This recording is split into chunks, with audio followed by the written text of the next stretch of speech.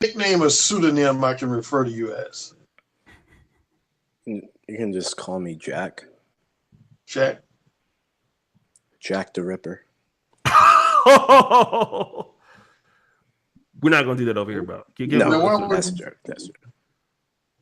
Was that an attempt at humor? Yeah, that was just an attempt at humor. A really bad one. Yeah, that was really bad. Yeah. So Jack, tell me again how old you are. 24. 24. Mm-hmm. What's the most enjoyable conversation you had with a woman that was not a blood relative? Probably women that can't see my face. Mm-hmm. So when you look in the mirror, what do you see? I see an average looking guy. Mm-hmm. I see a guy that can work on himself. Mm-hmm. But I see an average looking guy pretty much. I mean, do you have any type of have you been in an accident that would, or any type of deformity on your face? And no, not really. Like a scar or anything like that? I have scars on my body, but I don't have any facial scars. Okay. So there's nothing that you would categorize as hideous or repulsive about your face? No. Okay. So you say your most enjoyable conversations with women has been when they were not able to see your face, and give me 2 or 3 characteristics that made them enjoyable. I mean, if you can't see a person's face, essentially at that point, you're just talking about what interests you guys have. So just essentially just talking about what Small talk. Yeah, small talk. What you find interest in, what I find interest in. Mm-hmm. So at this point, you're a virgin. Yeah. Okay. Have you ever had a conversation with a woman where the subject of sex even came up? Yeah, but they usually have a boyfriend. So they're just coming to me with advice on how to deal with X issue. So you were playing the role of the emotionally empathetic listening ear.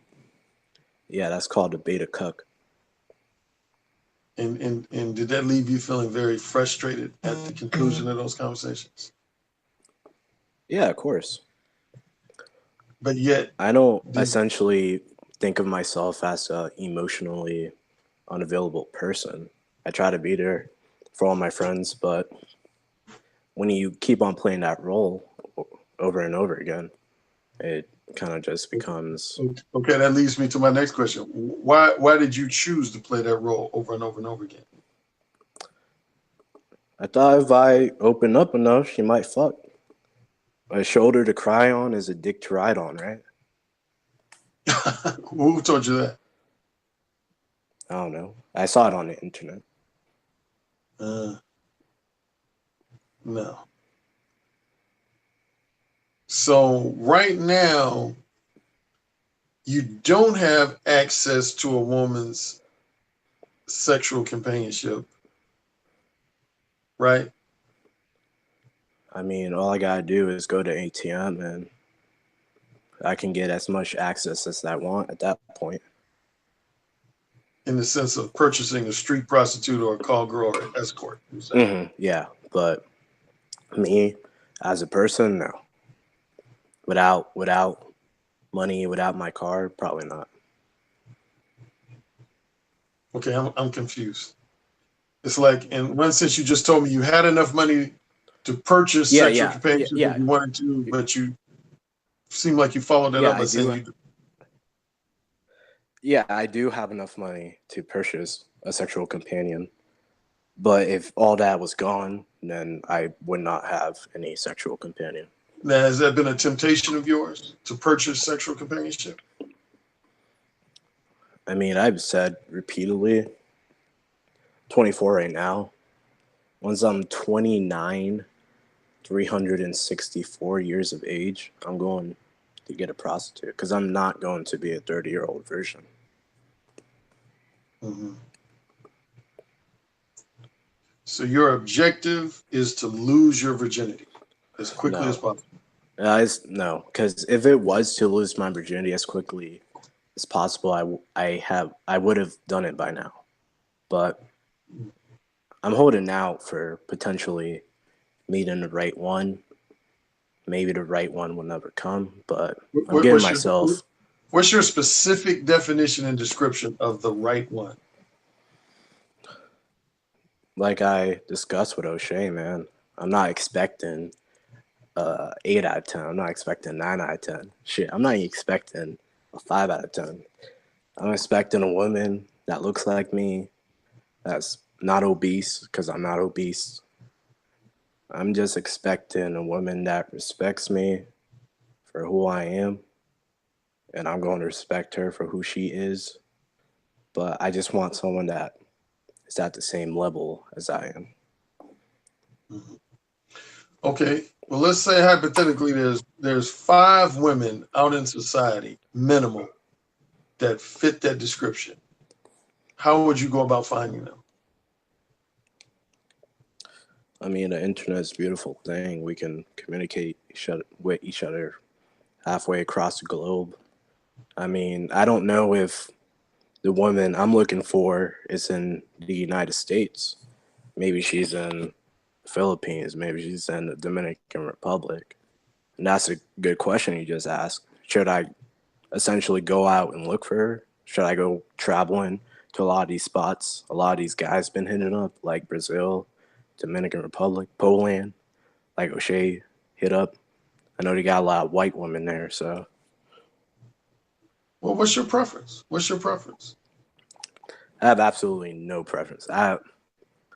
You just that's want probably a a lie, warm because I usually prefer black women.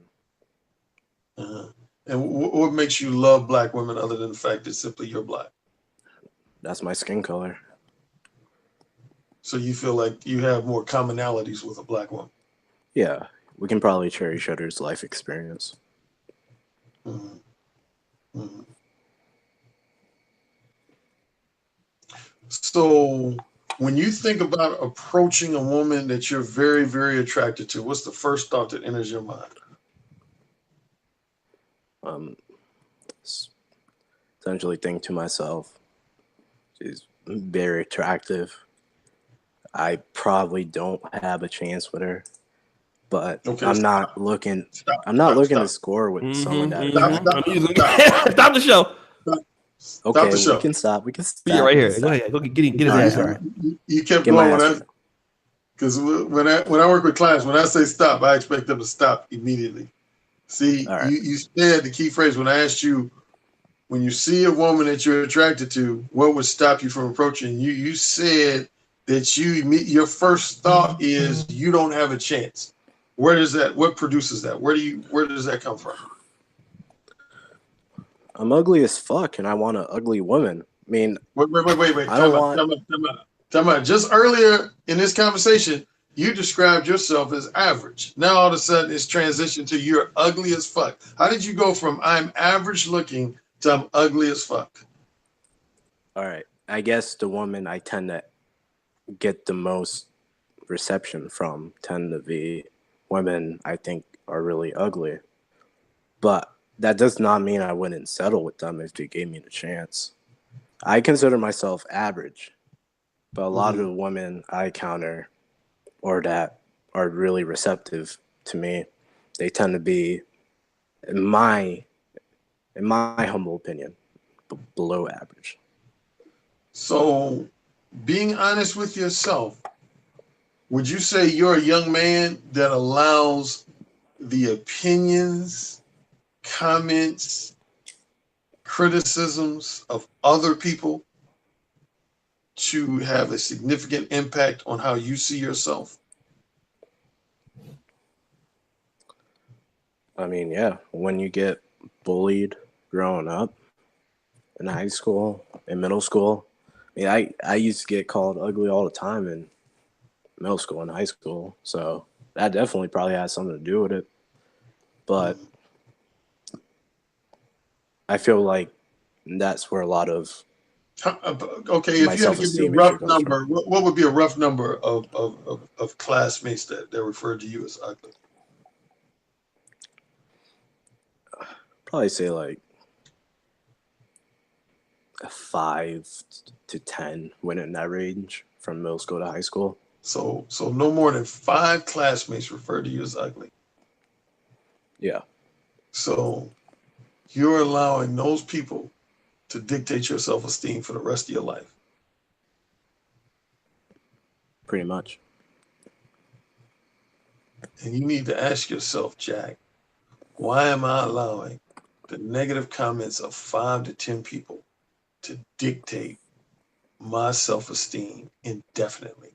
Because you said this was what, in middle school, and you're 24 now, Middle and school and high you've school. allowed this to linger on that long? Yeah. Yeah, I think you're making a good point right now. You think? Yeah. Oh, I believe he's making a good ass point right now. good. I'll shut up. Go ahead, Alan. No, I don't mind. Yeah, man. Well, I'll tell you this, Jack. You know, when I work with a lot of my clients, I always like to ask questions that you've heard me asking. And like I said, even O'Shea, I heard O'Shea ask you some good questions. But see, a lot of times there's a lot of things we foolishly and unnecessarily allow to negatively impact our sense of confidence and our sense of self-esteem that are totally out of our control. For example, those classmates that expressed those opinions of you, those were not pleasant comments. But the thing you have to be realistic about is that those comments were out of your control. In other words, you had no way of preventing them from expressing those comments. Now, who knows what's going on in each of their situation? Their mother or father at home might be whooping their ass. They might have had somebody early in the day refer to them as ugly. And I find, I don't know if you've heard this adage, there's a saying, hurt people hurt people.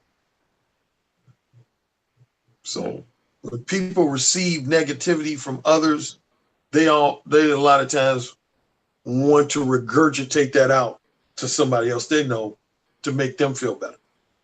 Yeah. And but the thing you have to, if not before today, starting today, you have to say to yourself, the opinions of other people, the criticisms of other people, the negative comments of other people, I am not going to allow that to define who Jack is. Jack is going to define who Jack is. I like that.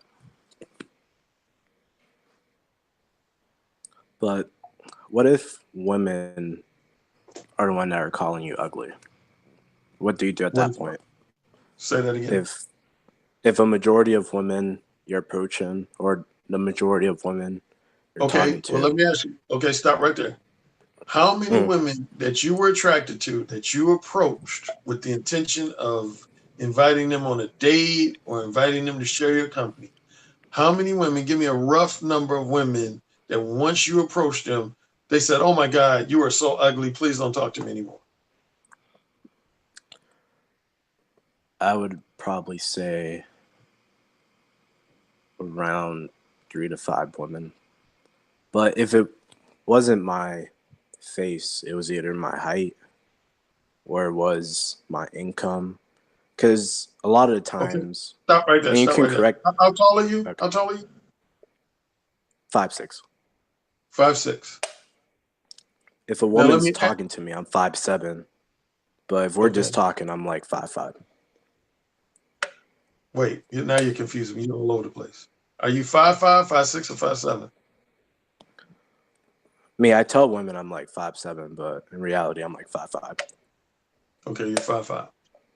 So do you think that it is impossible for you to find romantic or sexual companionship at the height of 5'5"?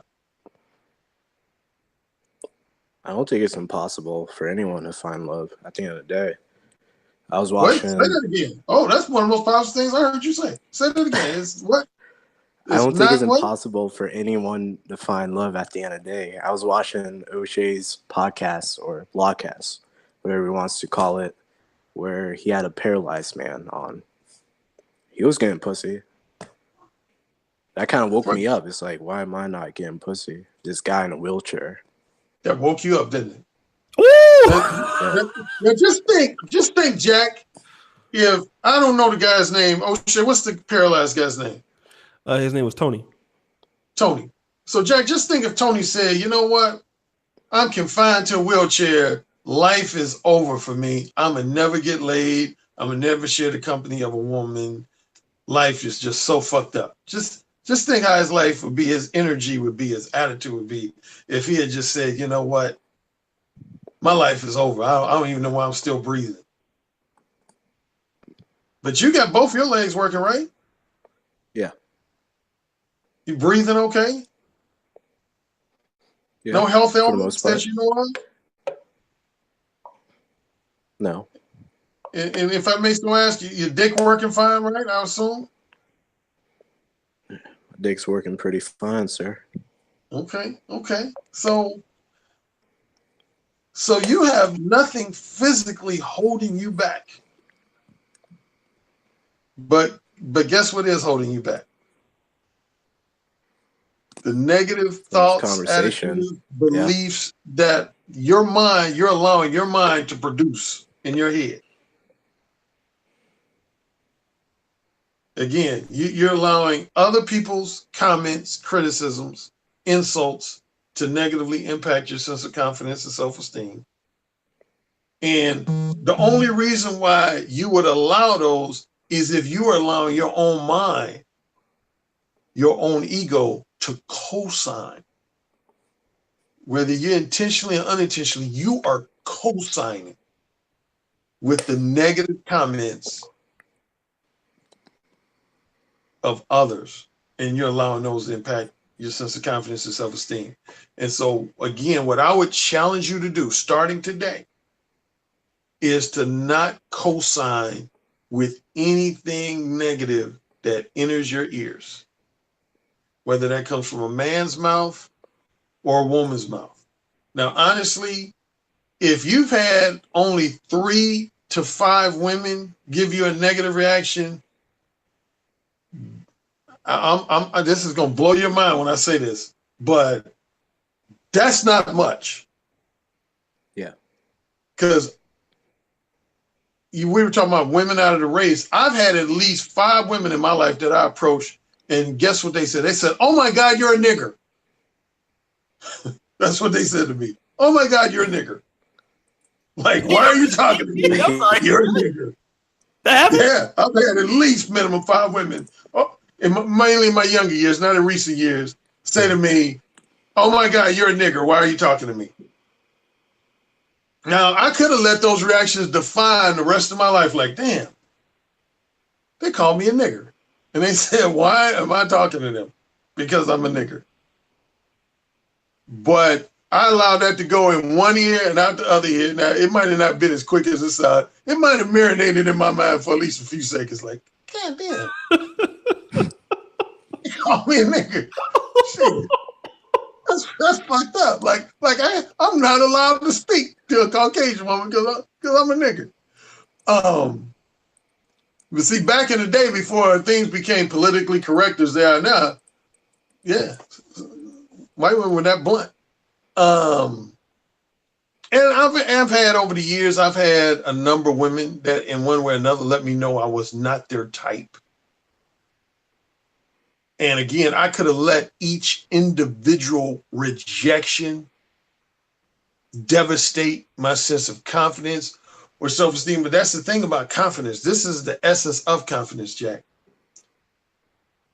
Confidence, contrary to popular belief, does not come from having successful interaction after successful interaction after successful interaction. I've heard some people suggest that. Michael Jordan, I mentioned in a recent video of mine, he had a famous commercial where he talked about all the times he failed on the basketball court. And he essentially said that he failed more times on the basketball court than he succeeded. So you would have to ask yourself the question, if he failed more times, if he missed more game-winning shots than he hit, why would this man continue to have the confidence to even take a game-winning shot? If Alan Roger Currie has been rejected by more women than I've had women reciprocate my romantic desires and interests or my strictly sexual desires and interests, what would give me the confidence to keep approaching yet a new and different woman? The confidence comes from you taking action, Jack. Because here's the thing you gotta understand, and all men need to understand. If the next attractive woman you see, if you don't approach her at all, guess what? You're not going to have any access to her romantic or sexual companionship. And if you approach her and by some chance she rejects you, guess what? You're not going to have any access to her romantic or sexual companionship. So in both of those scenarios, what did you lose? Lost that pussy. No, you didn't. You didn't lose the pussy because you never had it. That's true. Yeah. The point was, it is better to approach a woman and get rejected than to not approach a woman at all. Because see, if you don't approach a woman at all, then there's 100% chance, there's a guarantee that you're not going to gain access to that woman's sexual companionship. But at least if you approach a woman, you got at least a 10% chance. If not higher, you got at minimum, you got at least a 10% chance of her being receptive to you and allowing you to gain access to her sexual companionship at some point in the future. So that's to me, that's step number one, is you got to overcome your fear of rejection. You got to get into the habit of taking action. Taking action. Nothing builds confidence like taking action. Why do you wake up every morning, Jack? Because I slept the recommended number of hours, so my body just wakes up.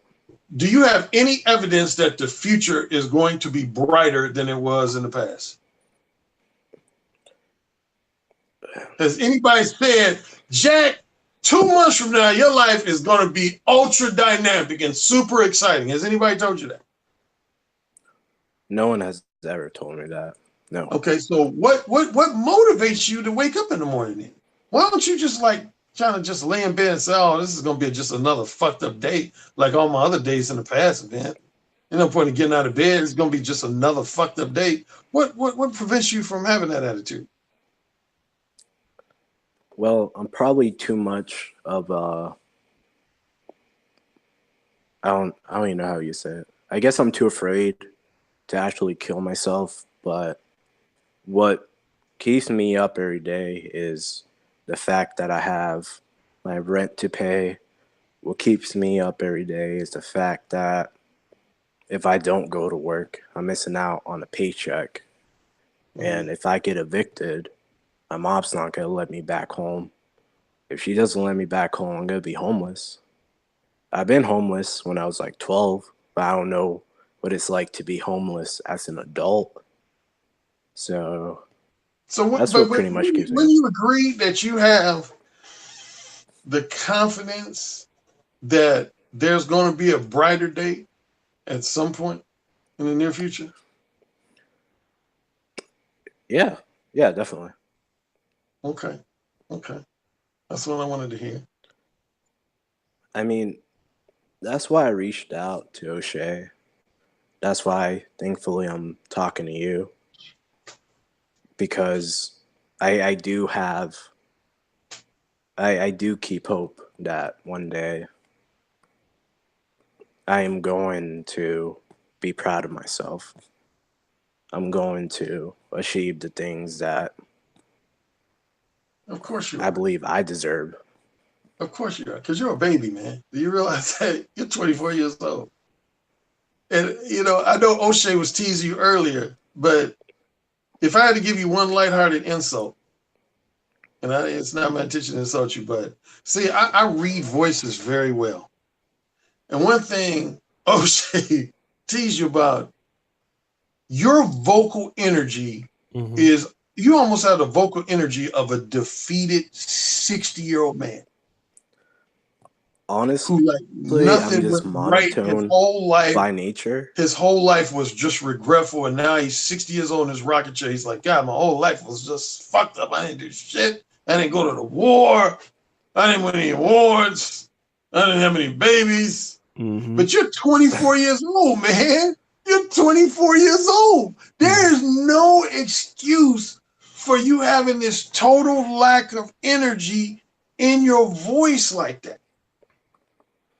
And I know that's probably not by your specific design, but man, you are a baby, man. You got so much of your life in front of you that nothing should be getting you down at the age of 24 years old like this. Nothing. Don't beat yourself up in any way, shape, or form.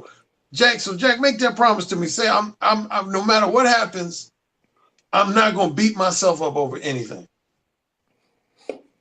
I would say I'm going to beat myself up. No, I don't want to hear that. Say, Alan, I'm not going to beat myself up over anything. You see, that's a hard promise to make because sometimes we do make mistakes that of course we do you're gonna have make mistakes. to. I'm not saying you won't make mistakes, but it's how you and it's okay to beat to those ourselves up mistakes, after that, right? It's how you respond to those mistakes, though. That's the key. It's not all of us human beings. We're imperfect beings. We're going to make mistakes in judgment, in some of our choices and decisions, in our choice of words. Trust me, I've made hundreds, if not thousands, of mistakes.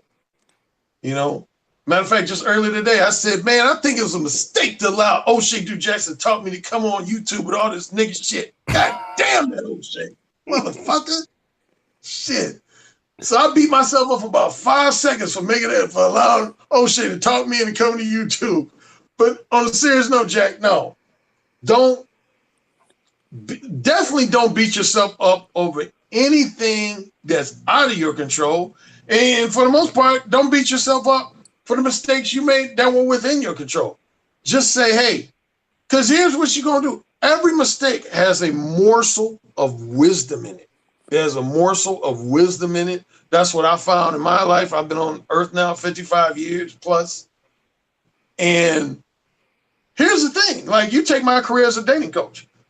A lot of guys tend to make this foolish mistake of thinking that the reason I'm a dating coach is because I've had nothing but incredible success with women.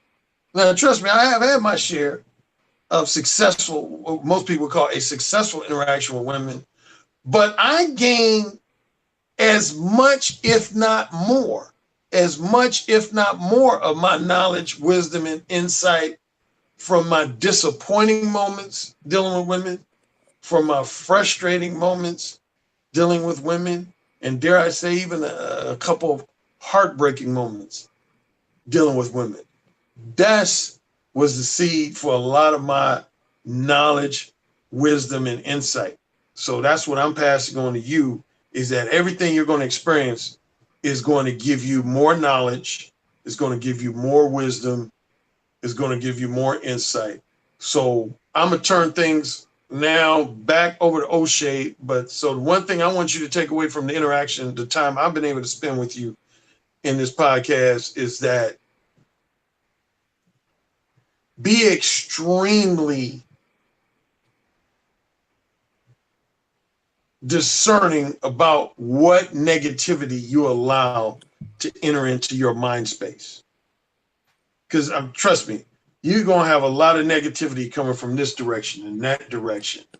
And so it's not going to be an issue if the negativity is going to come your way. It's inevitable that it's going to come your way. Mm-hmm. The key thing is going to be, how do you allow it to affect how you live your life day to day? Your beliefs, your thoughts, your attitudes. Remember, if you don't remember anything else, Jack defines Jack. Jack defines Jack. Jack is the man. I got you. Thank you, man. I really appreciate it. You're very welcome. What's my charge on this, man? I gotta. Okay, let me do this. You staying on, Alan? Or are you gonna? I'll probably drop off. I'll let you continue with your interaction with. No, please. Unless you have something to do, you can stay, brother. Because I got one more question to ask, real quick, guys. Listen, Alan Roger Currie. For those of you people, okay, this was not arranged. Okay, this is a sample of what you can get from Negro Manosphere's most notable and best-selling author, dating coach. Okay, and Mode One, Alan Roger Currie. Only Negro that you can find on Wikipedia. Again, I'm only on niggapedia.com. Okay. www.niggapedia.com. You will see me with a ham hock sandwich and a Jerry curl cap. But you cannot find me on Wikipedia. If you're looking for Wikipedia, this is Alan Roger Currie. Now, again, this is the difference between professional guys and guys who are not professional. I think this is a big difference between and no offense to anybody else, there's a big difference between Alan Roger Currie and other people, right? I think this is why we know, okay? And I'm not disrespecting anybody else. I did a show with another brother that was really good earlier, Lucario. But what we've seen here is if you're a guy that's having these sort of problems, let's do a plug real quick, Alan. Because this is going to get a lot of stream reviews. Where could they find in book a session with you? Yes, my main website for men is directapproachdating.com. Okay. Directapproachdating.com, and more specifically, I have 3 forms of coaching. So if you go to directapproachdating.com /coaching, you'll see that I offer 3 levels of coaching. At the most basic level is email consultations. Okay. I do email consultations with a number of clients. That's my most inexpensive form of coaching and consultations. Then the next level up is Skype and telephone consultations. That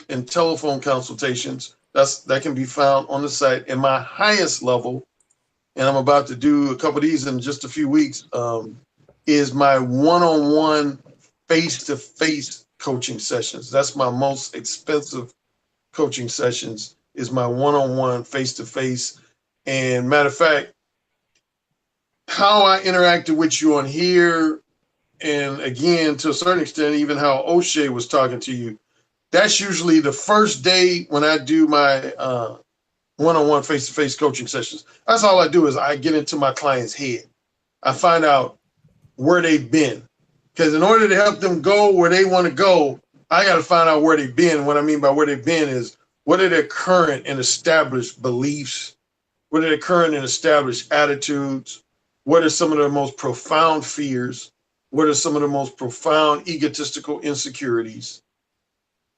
And I identify them. And just like when you use an analogy, I don't know, working in the garden or whatever, you gotta get those weeds out the garden so that all the other, the good flowers and vegetables and whatever can flourish. That's essentially what I do to my client's mind, is I'm taking out them weeds, man. Because there's a lot of guys that got a lot of unproductive weeds in their head, so to speak. And I'm trying to help them, delete those. Mm-hmm.